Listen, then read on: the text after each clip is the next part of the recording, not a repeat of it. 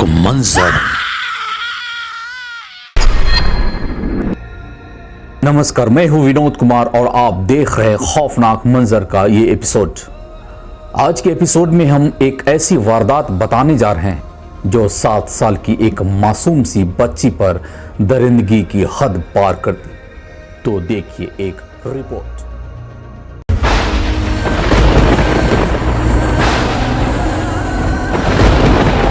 जनाजा जितना छोटा होता है उतना ही भारी होता है। हिंदुस्तान का वो 16 दिसंबर 2012 था। पाकिस्तान का 5 जनवरी 2018। तब 13 दिनों तक पूरा हिंदुस्तान हर दिन यही पूछता था, अब कैसी है वो? कुछ हालत सुधरी? वो बच तो जाएगी? सच बताना, उसको कुछ होगा तो नहीं? इस बार 5 दिनों तक पूरा पाकिस्तान पूछ रहा था, कहां है वो? उसको कुछ होगा तो नहीं? मिल तो जाएगी ना? ठीक तो होगी ना वो? 8 साल पहले पूरे हिंदुस्तान में घर घर में, दफ्तर में, बाजार में दोस्त पड़ोसी सब यही बातें कर रहे थे। और इधर पाकिस्तान में 6 साल बाद हर घर में, दफ्तर में, बाजार में उसी के बारे में पूछ रहे थे। वो हिंदुस्तान की निर्भया थी और वो पाकिस्तान की ज़ैनब, जिसके जनाजे पर पूरा पाकिस्तान रोया। मुल्क अलग, नाम अलग, मजहब अलग, लेकिन दरिंदगी एक जैसी, दरिंदे एक जैसे। ये तस्वीर 7 साल की उसी मासूम ज़ैनब की है जिसकी मौत पर पूरा पाकिस्तान मातम मना रहा था। ज़ैनब एक आम बच्ची थी, एक आम परिवार से, मगर उसके हिस्से में जो मौत आई और मौत से पहले की दरिंदगी, उसने पाकिस्तान की हर घर में बेटी बना दिया, हर दिल को छलनी कर दिया, हर मां बाप को तोड़ कर रख दिया। पाकिस्तान के पंजाब प्रांत के कसूर इलाके से 7 साल की ज़ैनब घर के पास से ही अचानक गायब हो गई। 5 दिनों तक उसके घर वालों ने उसे हर जगह ढूंढा, पर 5 दिन बाद वो घर के थोड़ी ही दूरी पर कूड़े के ढेर पर मिली, मुर्दा। बाद में पोस्टमार्टम रिपोर्ट से पता चला कि ज़ैनब का कत्ल किया गया था और कत्ल से पहले उसके साथ तमाम ज़्यादती जो बताने की भी हिम्मत नहीं हो रही।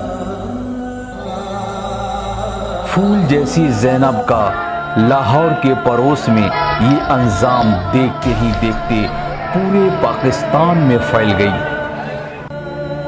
मीडिया और सोशल मीडिया में बस ज़ैनब की तस्वीर देखकर ही लोगों का कलेजा फटने लगा।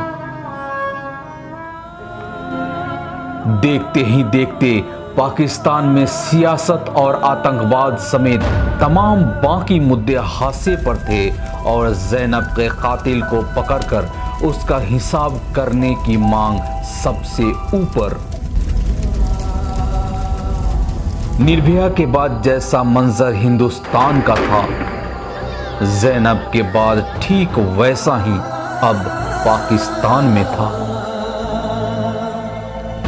पाकिस्तान की पंजाब सरकार जबरदस्त दबाव में थी। लोगों का गुस्सा बढ़ता ही जा रहा था। पुलिस सबसे ज्यादा निशाने पर थी। इसी बीच 17 दिन गुजर जाते हैं।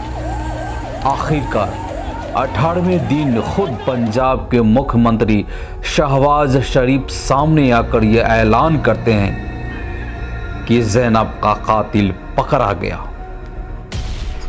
पाकिस्तान के इतिहास में शायद किसी जुर्म या वारदात की ऐसी तफ्तीश इसके पहले कभी नहीं हुई।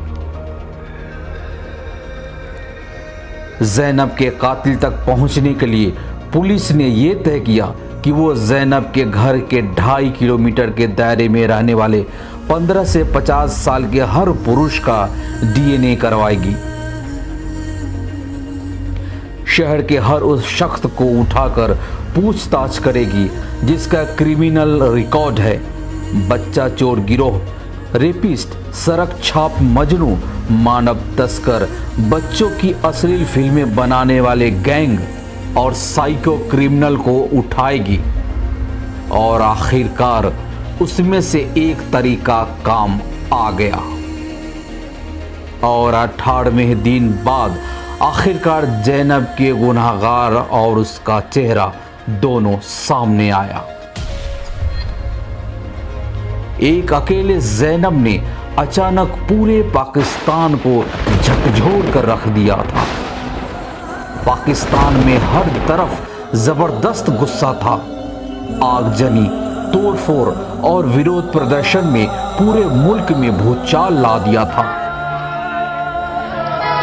पाकिस्तान के पंजाब सरकार के साथ साथ पाकिस्तान सरकार भी दबाव में थी।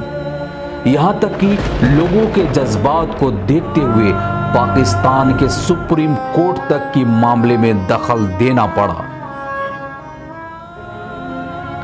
सुप्रीम कोर्ट ने पुलिस को 72 घंटे के अंदर आरोपी का पकड़ने का अल्टीमेटम दे डाला।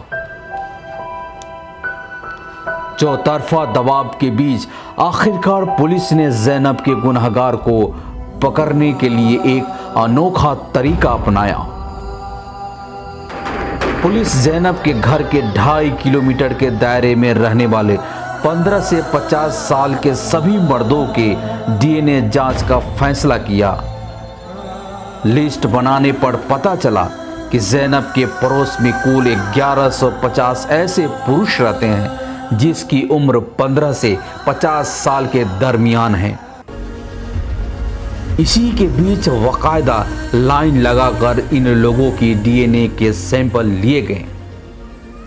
मगर जिस वक्त पुलिस के निगरानी में 1150 लोगों के सैंपल लिए जा रहे थे, तभी उसी लाइन में खड़ा एक नौजवान अचानक लाइन छोड़कर भाग जाता है। पुलिस को अब इस बात का सुराग मिल चुका था कि आरोपी किस खानदान से है और वो कौन है। उस खानदान का वो इकलौता शख्स था जिसने सैंपल नहीं दिया था। पुलिस ज़ैनब के गुनहगार के बेहद करीब पहुंच चुकी थी, मगर उसे उस गुनहगार के खानदान को सच किसी कीमत पर तब तक छुपा कर रखा क्योंकि डर ये था कि गुस्से में लोग पूरे खानदान को ही न मार डाले। लिहाजा पुलिस ने आरोपी के पूरे परिवार को उठाकर गुप्त जगह पर ले जाती है। बाद में किसी तरह पुलिस ने भी उस शख्स को पकड़ लिया और फिर उसके डीएनए की जांच की गई और उसका डीएनए ज़ैनब की लाश से मैच कर गया।